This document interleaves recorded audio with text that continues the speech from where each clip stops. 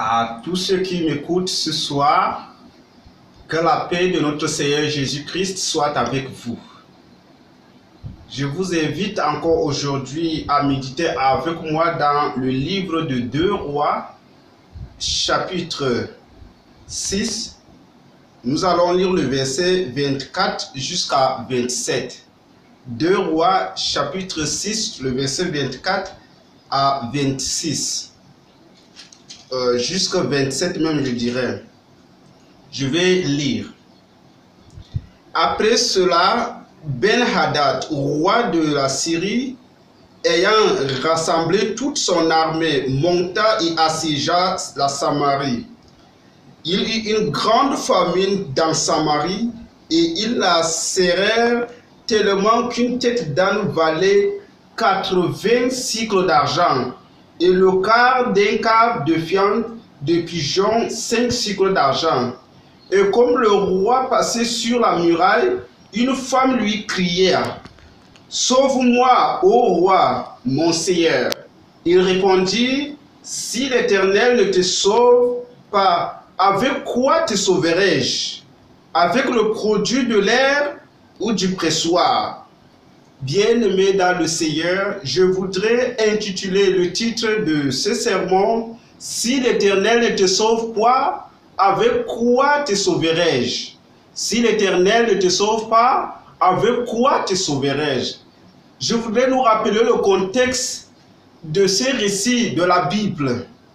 Le verset 24 nous dit que la Syrie, qui était l'ennemi du peuple d'Israël, assembla ses armées pour assiéger la Samarie, qui est la capitale d'Israël. La Samarie, qui est la capitale d'Israël, a été assiégée. Et ils n'avaient pas la possibilité de sortir et de mener des activités. Nous rappelons que la Syrie, c'est l'ennemi du peuple d'Israël. Le peuple d'Israël qui est le peuple de Dieu. Le peuple qui a été choisi par Dieu. Mais la Syrie, qui est son ennemi, l'a assiégé. C'est-à-dire que l'ennemi du peuple d'Israël, c'est l'ennemi des enfants de Dieu. Et qui veut dire c'est l'ennemi de Dieu. Mais à cette époque-là, la Syrie a réussi à assiéger la Samarie à un point qu'il y a une grande famille dans la ville. La grande famille a été décrite à un point qu'une tête d'âne valait 80 cycles d'argent. Nous voulons, pour nous situer ici, nous rappeler que Jésus-Christ a été vendu à 30 cycles d'argent.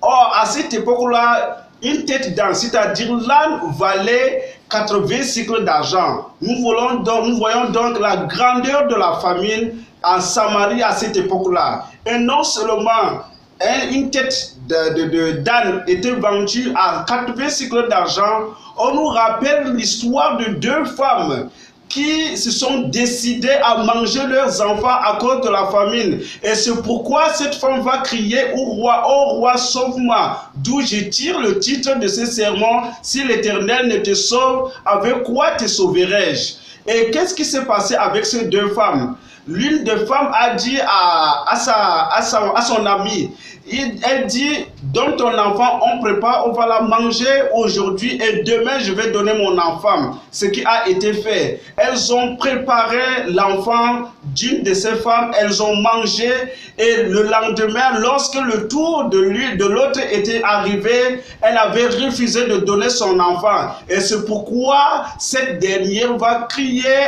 au roi: « Oh roi, sauve-moi !» D'où la réponse du roi: « Si l'Éternel ne te sauve, avec quoi te sauverai-je » Pour dire que le roi était dépassé face à cette situation. Le roi ne maîtrisait plus la situation. Le roi était dépassé de la famine et de la grandeur de famine. Vous voyez le contexte dans lequel le pays d'Israël ou alors la Samarie s'est retrouvée à un point de manger l'être humain. Non seulement de manger l'être humain, mais de manger son propre fils. Je ne sais pas, même dans la situation où nous vivons aujourd'hui, nous sommes en train de pleurer à tout moment que nous traversons des moments difficiles, que nous sommes dans le trouble. Mais je n'ai pas encore entendu dire qu'une femme a mangé son enfant à cause de la famine. Frères et sœurs, mais à ce moment-là, La Bible nous dit que ça s'est passé exactement. Une femme avait mangé son enfant à cause de la grandeur de la famine, à cause de la situation non maîtrisable. Même le roi ne maîtrisait plus la situation et le roi a reconnu la souveraineté de Dieu à ce moment. Il n'y a que l'Éternel seul qui peut sauver. Si l'Éternel ne te sauve pas, avec quoi te sauverai-je, dit le roi. Et nous voulons rappeler aussi la présence du grand prophète, le prophète de Dieu, Élisée à ce moment, qui était aussi présent dans le pays, mais qui n'avait rien dit. Sa présence à ce moment-là était silencieux, jusqu'à ce que l'on vienne se plaindre chez le roi. Élisée, qui est le grand prophète qui a fait des grands miracles en Israël, lui qui a sauvé le général Naaman de la lèpre, lui qui a guéri et qui a sauvé, qui a ressuscité, qui a ramené à la vie l'enfant du Sunamite, lui qui a nourri 100 personnes avec 20 pains, lui qui a purifié l'eau de Jéricho avec le sel, lui qui a fait beaucoup de prodiges en Samarie, à ce moment-là est resté silencieux et l'on se demandait pourquoi le prophète est resté silencieux, jusqu'à ce que les gens ou les femmes viennent se plaindre chez le roi. Et la Bible nous dit que la situation était vraiment de taille, la famine était vraiment de taille, la situation était vraiment désespérante. Mais Dieu a toujours un dernier mot. Dieu n'abandonne jamais ses enfants. Rappelons que le peuple d'Israël était les enfants de Dieu. Même quand ils avaient fauché, même quand ils se sont détournés de Dieu et que Dieu les a punis, mais à un moment donné, en son temps fixé, Dieu revient toujours à ses enfants lorsqu'ils reconnaissent leurs péchés pour leur pardonner et leur sauver de la détresse, les sauver de la main de l'ennemi, les délivrer. Notre Père est un Dieu qui est Dieu amour, qui nous aime et qui nous délivre. Et la Bible nous dit au verset 1 du chapitre 7, la Bible nous dit que le prophète Élisée avait déclaré, il dit demain à cette période, à cette même période, vous verrez la délivrance de l'Éternel, vous aurez la nourriture en abondance en Samarie. Oui, c'est la déclaration de l'homme de Dieu. Dieu a inspiré son serviteur Élisée pour annoncer la délivrance au peuple d'Israël. Oui, frères et sœurs, il y a un temps marqué pour Dieu pour nous délivrer de notre situation. Dieu ne reste jamais indifférent pour l'éternité face à notre situation. Il délivre toujours ses enfants. Et de laquelle manière il a délivré les enfants d'Israël? La Bible nous dit au verset 6, toujours du chapitre 7, que l'Éternel a fait entendre les bruits de chars, les bruits de guerre de cheval dans les camps des Syriens. Et les Syriens se sont dit, oh, voyez, le chef, le roi de la Samarie a pris à sa solde le roi des Égyptiens et le roi des autres pays pour venir faire la guerre contre nous. Oh, nous devons nous sauver. Ils sont partis, ils ont laissé leurs habits, ils ont laissé de l'or, ils ont laissé de l'argent sur place pour s'enfuir et sauver leur vie. Et c'est à ce moment-là que les enfants d'Israël, la Samarie va venir piler le camp des Syriens abandonnés. Ils vont avoir l'argent en abondance, de l'or, les habits et tous les vivres. Et c'est comme ça que la délivrance du peuple d'Israël est arrivée. Oui, peuple de Dieu, Dieu délivre ses enfants, même en n'utilisant rien, parce qu'il a la capacité de créer. Il n'a pas besoin d'utiliser quelque chose pour sauver ses enfants. Même à partir de néant, il peut sauver ses enfants. Dieu n'a rien utilisé pour délivrer les enfants d'Israël à ce moment-là. C'est pourquoi il a seulement créé de l'embuscade dans les camps de ses ennemis, pour que les ennemis sentent que non, ici il y a un Dieu présent, un Dieu créateur, un Dieu qui menace et qui délivre ses enfants. Et c'est ainsi que Dieu est capable aussi de nous délivrer. Même quand la chose qui devrait nous sauver n'existe pas, Dieu avec son pouvoir créateur est capable de ramener à l'existence cette chose pour que nous soyons délivrés. Ah oui, frères et sœurs, je voudrais terminer mon propos avec le verset 2 du chapitre 7 qui dit qu'il y avait un officier sur la main duquel s'appuyait le roi. Et il déclare que même si Dieu faisait des fenêtres au ciel, pareille chose